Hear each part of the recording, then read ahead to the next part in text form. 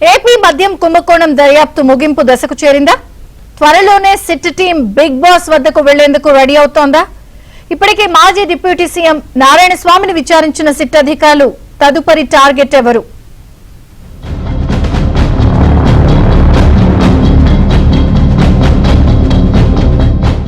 AP మద్యం కుంభకోణంలో SIT అధికారులు దర్యాప్తును సాధ్యమైనంత త్వరగా ముగించేందుకు ప్రయత్నిస్తున్నారు. ఇప్పటికే 2 ఛార్జ్షీట్లను దాఖలు చేసిన సిట్ అధికారులు 12 మందిని అరెస్ట్ చేశారు. తమకు బెయిల్ ఇవ్వాలని నిందితులు పలుమార్లు కోరినప్పటికీ కోర్టు తిరస్కరించింది. ఈ కేసులో ఇప్పటికే 11 కోట్ల రూపాయల నగదును స్వాధీనం చేసుకోవడమే కాకుండా మొత్తం 116 కోట్ల రూపాయల స్థిరాస్తులు, వివిధ బ్యాంక్ అకౌంట్లలో ఉన్న డబ్బును ఫ్రీజ్ చేసింది.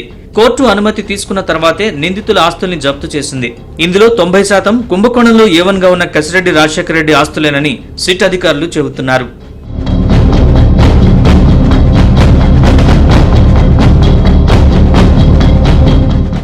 మద్యం కుంభకోణంలో అంతిమ లబ్ధిదారుడిపై ఇప్పుడు సిట్ అధికారులు దృష్టి సారించారు. దీనికి సంబంధించి అన్ని రకాల సాక్ష్యాలు, నిందితులిచ్చిన స్టేట్మెంట్లు, న్యాయమూర్తి వద్ద రికార్డ్ చేసిన 164 స్టేట్మెంట్లను కూడా సిట్ పరిగణలోకి తీసుకుంది. అప్పటి స్పెషల్ చీఫ్ సెక్రటరీగా ఉన్న రజత్ భార్గవ్ సిట్ అధికారులకు ఇచ్చిన స్టేట్మెంట్లలో పైనుంచి వచ్చిన ఆదేశాల మేరకే తాము వ్యవహరించామని పేర్కొన్నారు. సిట్ అధికారుల అదుపులో ఉన్న వరుణ్ పురుషోత్తం కూడా కొంత కీలక సమాచారాన్ని సిట్ అధికారులకు ఇచ్చాడు. అతని 164 స్టేట్మెంట్ ని కూడా రికార్డ్ చేసినట్లు తెలిసింది. అతనిచ్చిన సమాచారం మేరకే శంషాబాద్ మండలంలోని కాచారాం గ్రామంలో ఉన్న సులోచన ఫామ్ హౌస్ లోని గోడౌన్లో అట్టపెట్టెల్లో ఉంచిన 11 కోట్ల రూపాయల నగదును స్వాధీనం చేసుకున్నారు.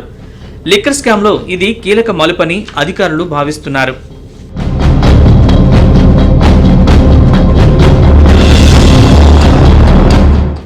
వైసీపీ ప్రభుత్వ హయాంలో ఎక్సైజ్ మంత్రిగా ఉన్న నారాయణ స్వామి స్టేట్మెంట్ కూడా సిట్ బృందం రికార్డ్ చేసింది. తనకేమీ తెలియదని, అప్పుడున్న వారే అంతా చేశారని ఆయన చెప్పినట్లు తెలిసింది. దీంతో సిట్ అధికారులు అంతిమ లబ్ధిదారుడిపై దృష్టి సారించినట్లు సమాచారం. ఇందులో భాగంగానే త్వరలోనే తాడేపల్లి ప్యాలెస్ తలుపు తట్టే అవకాశం ఉందని చెబుతున్నారు. ఈ కేసులో ఇప్పటికే మిథున్ రెడ్డి, చెవిరెడ్డి భాస్కర్ రెడ్డిని సిట్ అరెస్ట్ చేయగా త్వరలో అంతిమ లబ్ధిదారుడు వద్దకు వెళ్లి తనిఖీలు నిర్వహించే అవకాశం ఉన్నట్లు తెలుస్తోంది. శుక్రవారం సిట్ బృందాలు బెంగళూరు, హైదరాబాద్ కు వెళ్లాయి. రేపు మాపో మరికొన్ని తనిఖీలు నిర్వహించే అవకాశం ఉన్నట్లు సమాచారం.